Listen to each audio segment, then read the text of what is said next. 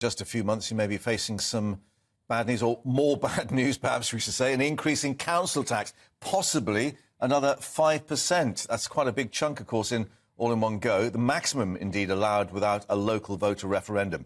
Well, it could affect millions of households, with local authorities trying to balance their books. But it could add around £100 a year to bills for the average Band D property. Well, the County Councils Network has found 3/4 of English councils, with social care duties in particular, are planning the maximum 5% hike. The local authorities saying they have little choice but to raise tax in order to protect services, with the government saying councils should consider the current money pressure on residents. Well, joining us now is Elliot Keck, campaign manager at the Taxpayers Alliance. Elliot, a bit of a stealth tax, some may argue? Well, good afternoon, Mark. Thank you very much for having me on.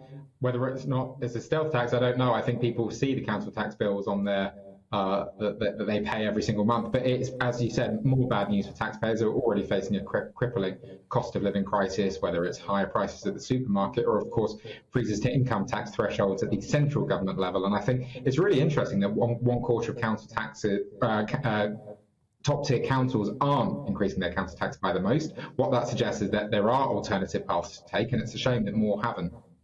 Yeah, we did have this sort of safeguard, didn't we, that councils could only raise above 3%, I think it was, if they had a referendum. That's now actually been raised by central government to 5%. And, of course, a lot of these local councils say we've got to do this because central government is tying the grants back, so we haven't got the cash. And of course, some councils have been given special dispensation to raise it above the 5%. So you think of Croydon, Thurrock and Slough, which are going to be allowed to raise council tax by around 10 to 15%, depending on the council. Listen, councils are always going to complain that central government aren't giving them enough money, but there are always options for councils to make efficiencies, to make savings, whether it's selling off office space that is empty because of council workers working from home. But ultimately, the reason why councils are in this position is because for years and years and years, they've wasted money. And there are alternatives, as I said, Central Bedfordshire, freezing council tax, Harlow Council, they cut council tax last year, freezing it this year. There are alternative paths to take, and as I said, it's a shame more councils aren't taking them.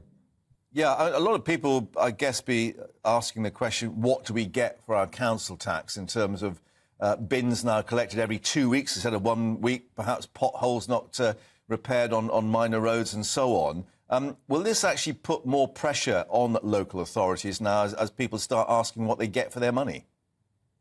Well, I certainly hope so. And I think this is very much a national portrait, isn't it? We feel like we're paying more and more every year and getting worse and worse services. And that's because as government grows and as government bureaucracy grows, waste grows and inefficiency grows. And, you know, it's now time for councils to get really, really serious. They've been given this 5% increase cap by the central government. For some councils, it's only 3% if they don't provide social care. And it's now up to them to demonstrate to residents that every penny of that increase is going to be used properly, sensibly, whether it's for local services, paying down debts, and not for the vast amounts of waste that unfortunately we've seen over the last few years, a few decades.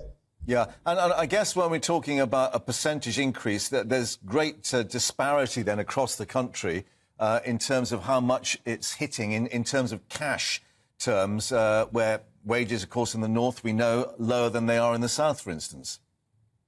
Well, absolutely. And of course, it's really interesting that you make that point. There are areas in London, for example, Wandsworth and Westminster, where council tax is, I think, under £1,000 a year. Yeah. And that there are areas in, say, the East Midlands, I think Rutland is particularly bad, which council tax is already well over £2,000, approaching £2,500 a year for Band D residents. So not people in the biggest houses, people... No, this is the average property. Yeah, exactly.